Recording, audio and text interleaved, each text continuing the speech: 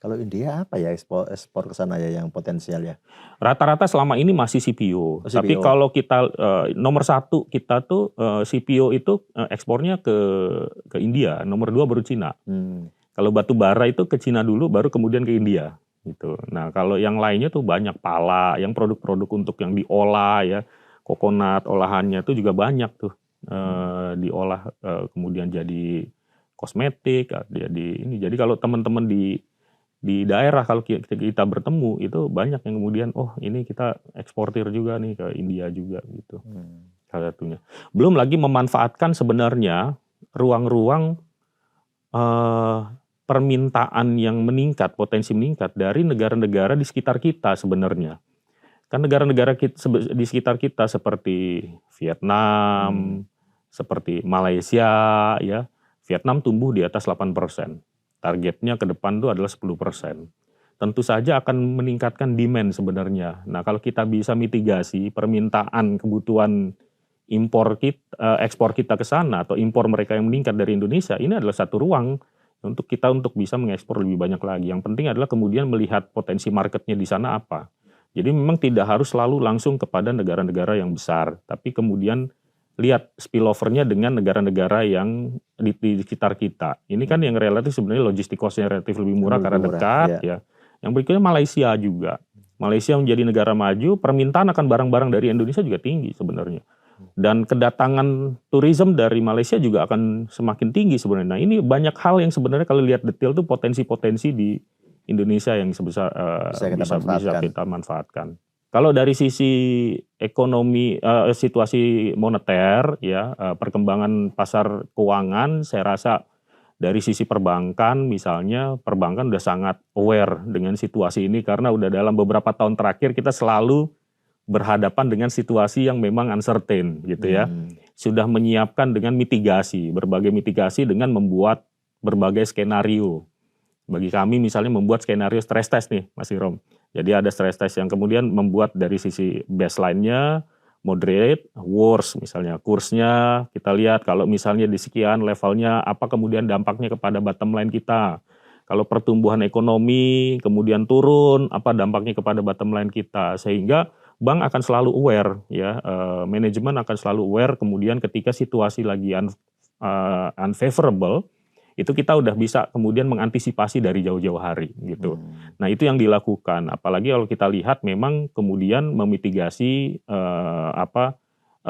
kualitas aset juga gitu ya. Nah kalau dengan situasi yang seperti sekarang yang dimana juga environment-nya di kualitas yang di middle to lower-nya segmen ya, UMKM dan juga consumer NPL-nya lagi relatively challenging naik ya. Nah itu yang kemudian dimitigasi, bagaimana kemudian tidak sampai kemudian meningkat terus ya di tahun ini. Sekarang sih relatif udah manageable gitu. Masih manageable ya. Sudah mulai ya ada, karena banyak kemudian kebijakan-kebijakan dari perbankan juga. Kalau dari sisi moneter saya rasa Bank Indonesia ya sudah sangat aktif ya melakukan intervensi, terus juga kemudian berbagai kebijakan moneter ya yang untuk menjaga stabilitas nilai tukar, menjaga inflasi, karena kita lihat juga inflasi kemarin kan juga relatif meningkat ya, tapi memang kita memahami kalau inflasi kemarin itu meningkat karena memang ada low base juga ya. Nah yang perlu dipahami memang menjaga inflasi walaupun kisarannya 2-3% jangan kemudian meningkat drastis, karena kalau kita lihat pertumbuhan dari upah kan malah turun ya beberapa tahun terakhir gitu, jadi realnya nanti malah makin turun jadinya gitu. Ya situasinya emang nggak mudah, tapi kita tetap juga harus menyebar optimisme gitu. Betul, ya memang kalau semuanya nanti pesimis malah jadi self-fulfilling prophecy juga. Jadi memang ada hal yang sebenarnya saya bisa katakan memang dari beberapa poin walaupun memang banyak tantangan, kalau kita lihat kan dari sisi sektoralnya aja, ada beberapa sektor yang sebenarnya dalam 3 tahun terakhir itu meningkat cukup jauh di atas dari pertumbuhan ekonomi nasional, Mas. Jadi seperti pertumbuhan di sektor transportasi, pergudangan, logistik tuh 13% rata-rata pertumbuhannya dalam 3 tahun terakhir.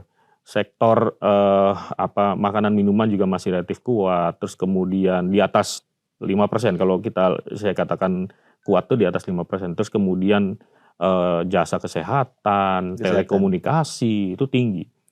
Nah, yang PR-nya adalah yang selalu kami sampaikan adalah kita punya ruang sebenarnya untuk meningkatkan pertumbuhan lebih cepat. Ya, kalau kita bisa kemudian meningkatkan di sektor yang besar, yang dalam 3 tahun terakhir rata-ratanya tuh masih tumbuh rendah, yaitu sektor pertanian, ya perkebunan dan perikanan. Jadi rata-rata 3 tahun terakhir itu pertumbuhannya hanya sekitar 2,4%. Jadi bayangkan kalau di kita bawah bisa pertumbuhan ekonomi nasional ya. Betul. Padahal ini adalah sektor yang nomor 2 terbesar, ya dari sisi peranannya ke GDP, nomor satunya industri manufaktur, ya. Ya, yang kedua adalah dari sisi penyerapan tenaga kerja. Banyak sekali. Jadi kalau misalnya kita fokuskan membangun ini, ya sektor ini, tentu saja ini akan berdampak 3 hal.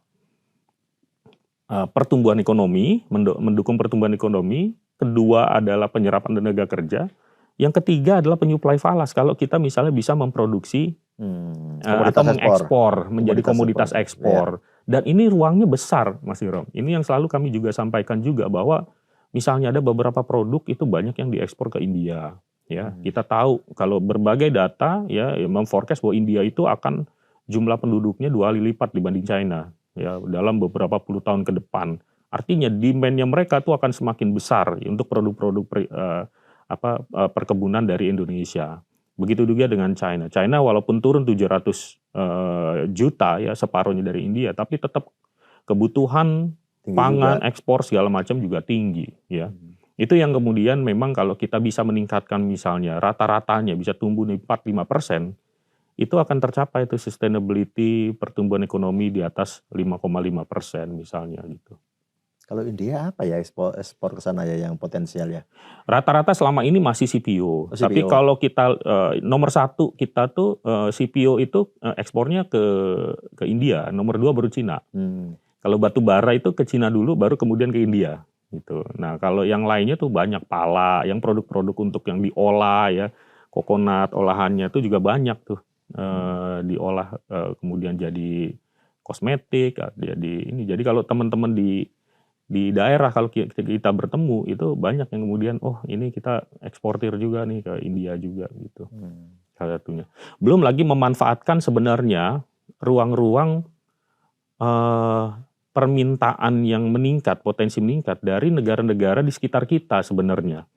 Kan negara-negara di sekitar kita seperti Vietnam, seperti Malaysia, ya Vietnam tumbuh di atas 8%. Targetnya ke depan itu adalah 10%. Tentu saja akan meningkatkan demand sebenarnya. Nah kalau kita bisa mitigasi permintaan kebutuhan ekspor kita ke sana atau impor mereka yang meningkat dari Indonesia, ini adalah satu ruang untuk kita untuk bisa mengekspor lebih banyak lagi. Yang penting adalah kemudian melihat potensi marketnya di sana apa.